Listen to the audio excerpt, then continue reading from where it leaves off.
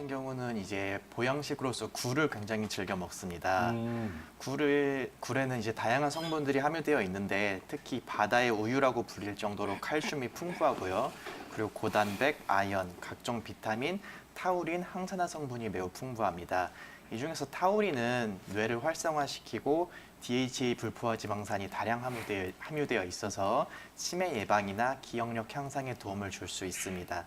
그리고 아연이 많기 때문에 특히 이 아연은 남성에게 있어서 남성 호르몬인 테스토스테론 분비와 정자 생성을 촉진하기 때문에요. 이 굴이 바로 대표적인 스태미너 보양식으로 불리고 있는 거죠. 뿐만 아니라 이제 12월이라고 이제 술자리가 많을 텐데요. 특히 굴의 타우린이나 글리코겐 성분은 간의 해독 작용을 도와서 숙취 해소에도 매우 탁월합니다. 뿐만 아니라 바다의 우유라는 별명에 맞게 칼슘이 매우 풍부하기 때문에 이제 골다공증이나 성장기 아이들에게 매우 좋을 수 있고요. 항산화 성분이 매우 풍부해서 피부 노화 방지에도 매우 좋습니다. 방송을 보시는 시청자분들도 12월에 제철을 맞은 굴을 많이 드시고 이제 겨울을 대비해 주시면 좋을 것 같습니다.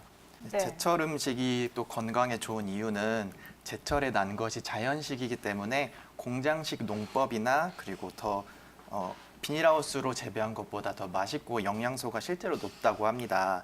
또 다른 이유는 산란기와도 관계가 깊은데요. 이제 산란기를 앞두고 먹이를 충분히 먹어서 살을 찌우고 영양소를 축적하기 때문입니다. 또한 식물들은 자연 환경에 의해서 스트레스를 받으면은 그것에 대응하는 방식으로 식물 안에서 물질이 만들어지게 되는데 이것들이 인체 내에서 유용하게 사용되는 영양소가 되는 것이죠. 그리고 겨울 제철 음식들을 살펴보면은 여름, 가을에 햇빛을 많이 받아서 양기가 많고 따뜻한 성질의 음식들이 많습니다.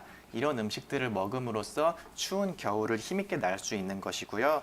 또한 제철 음식에는 이런 영양소가 적게는 2배, 많게는 10배까지 포함되어 있다고 하니까 제철 음식을 먹음으로써 맛과 영양, 그리고 제철에 또 제철 음식을 먹으면 많이 싸잖아요.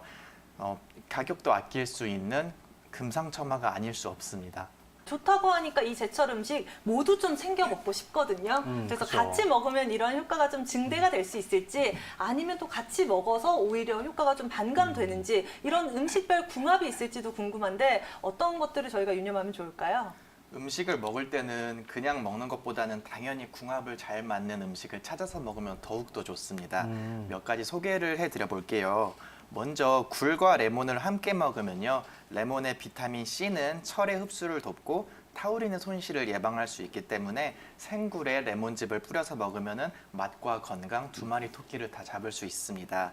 또 다른 한 가지는 배추와 두부를 함께 먹으면요. 배추의 비타민 C와 섬유소를 두부의 식물성 단백질과 동시에 섭취할 수 있어서 더욱더 좋습니다. 석류와 토마토는 석류의 효능이 매우 많지만 그중에 비타민 A가 좀 부족한데요. 이를 토마토가 보완할 수 있고요. 그리고 호박과 팥을 같이 먹으면 이제 호박과 팥은 한의학에서 부종을 매우 효과적으로 제거하는 한약재로 알려져 있는데요. 호박은 상대적으로 비타민 B1이 부족한데 팥은 비타민 B1이 매우 풍부해서 이를 서로 상호 보완할 수 있습니다. 그리고 대하와 표고버섯을 함께 먹으면 이제 항암 효과가 있는 표고버섯을 같이 먹어줌으로써 체내 칼슘이 더 잘 흡수되고 새우 속의 콜레스테롤 수치를 잘 떨어뜨릴 수 있다고 하고요. 특히 이제 꽁치나 고등어 같은 등푸른 생선을 먹으실 때 지방질이 많기 때문에 감자나 호박보다는 무를 넣어서 먹으시면은 맛도 영양도 챙길 수 있습니다. 그리고 무와 오이 같은 경우는 같이 먹게 되면은 오이의 특정 효소가 무와 오이의 비타민 C를 파괴할 수도 있기 때문에 같이 먹는 거는 적합하지 않습니다. 또 이 밖에 겨울철 제철 음식을 먹을 때 주의해야 될 점 어떤 것들이 있을까요? 겨울철에 약간 따뜻한 성질의 음식을 일괄적으로 먹는다라고 말씀을 드리긴 좀 애매한 부분이 있고요. 왜냐하면 개인적인 체질이 원인이 될 수 있으니까요. 그렇기 때문에 겨울철에도 체질에 맞는 건강 관리가 필요합니다. 보다 구체적으로 말씀을 드리면 겨울에 추위에 많이 약한 소음인의 경우에는 소화 기능이 떨어지고 몸이 차고 잘 체하고 위장 기능이 차기 때문에 당연히 찬 음식은 되도록 피해 주시는 게 좋고요. 따뜻한 음식이나 또는 매운 음식을 통해서 몸에 조금 열을 낼 수 있으면 더욱더 좋습니다. 반면에 소양인 같은 경우는 몸에 화와 열이 많기 때문에 추운 겨울에도 가슴을 좀 답답해 하거나 또는 이제 열감을 호소하는 분들이 계시는데요. 추운 겨울에는 너무 찬 음식은 피해 주시고 오리고기나 돼지고기 그리고 구기자 같은 보양식을 통해서 간과 신장을 보호하고 열을 내려줄 수 있으면 더욱더 좋고요. 태음인의 경우에는 추운 겨울철이 되면 더 활동성이 떨어지고 결과적으로 기혈순환이 많이 저하될 수 있는데요. 이러한 저하된 기혈순환을 회복시키기 위해서 저열량 고단백 식품을 먹음으로써 태음인의 체질의 단점을 보완할 수 있습니다. 또 태양인 같은 경우는 양기를 발산하는 성질이 강한 체질인데 추운 겨울철에는 그런 것들이 좀 억압되면서 두통이나 어지럼증 또는 눈이 충혈된다거나 하는 증상이 나타날 수 있어요. 이때 육류나 삼계탕 등의 보양식을 통해서 기를 충분히 양기를 잘 끌어올려서 발산시켜주면 더욱더 도움이 될 수 있습니다. 이처럼 겨울에는 자신의 체질을 알고서 겨울을 이겨내는 삶의 지혜가 필요하다고 생각합니다. 앞서 말한 직접 장애랑 자폐 스펙트럼 장애 어떤 차이점이 있는 건가요?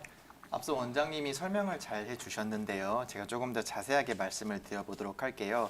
사실 이런 언어 발달 지연의 가장 다빈도 원인으로 손꼽히는 지적 장애와 자폐 스펙트럼 장애를 비교해 보도록 하겠습니다. 사실 이 두 가지는 그 징후가 명확하게 경계되어져서 구분되어지지는 않습니다. 많은 부분 교집합을 공유하고 있고요. 그렇기 때문에 이제 비전문가가 쉽게 예측하기는 쉽지 않습니다. 그렇기 때문에 방송을 보시는 시청자분들도 내 아이가 지금부터 말할 좀 행동에 해당이 된다면 좀 유심히 더욱더 관심을 갖고 필요하다면 전문 한의사의 상담을 받기를 권유드리겠고요. 먼저 이 두 가지 질환 모두 유전자 이상이 원인이 되어서 나타나는 중추신경계의 형성 이상으로 발생하는 것입니다.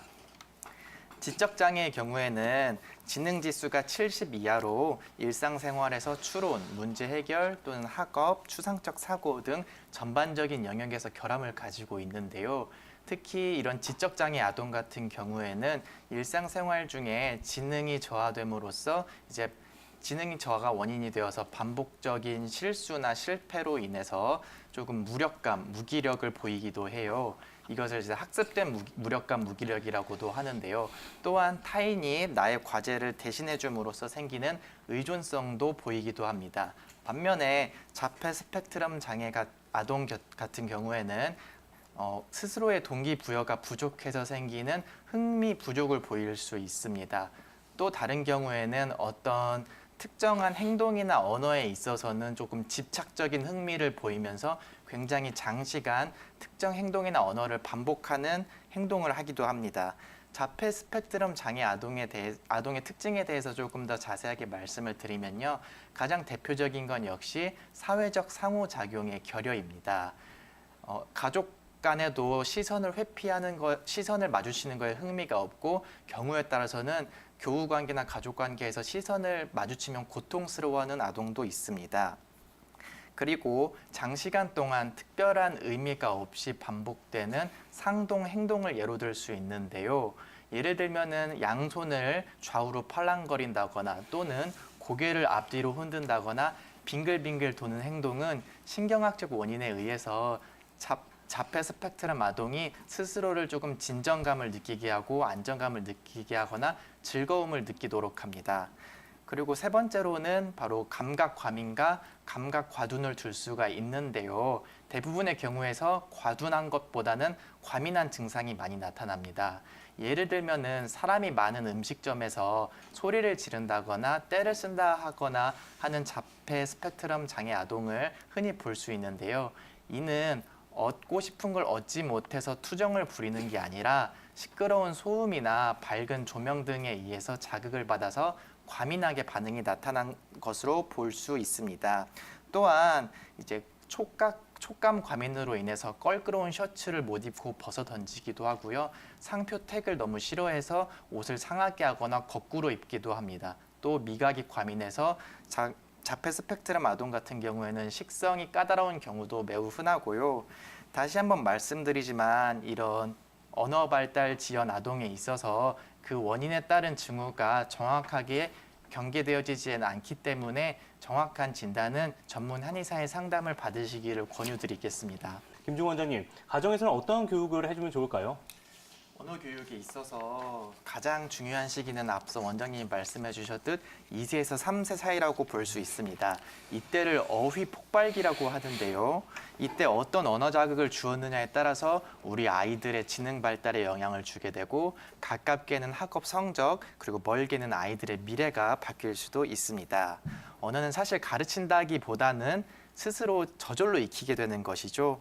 그런데 현재 우리나라에서는 엄마, 아빠 둘이 사는 집이 많고 특히 아빠는 저녁 늦게 들어오게 되고 이제 엄마도 저녁 늦게 들어오는 가정이 많습니다. 결과적으로 엄마나 할머니가 이렇게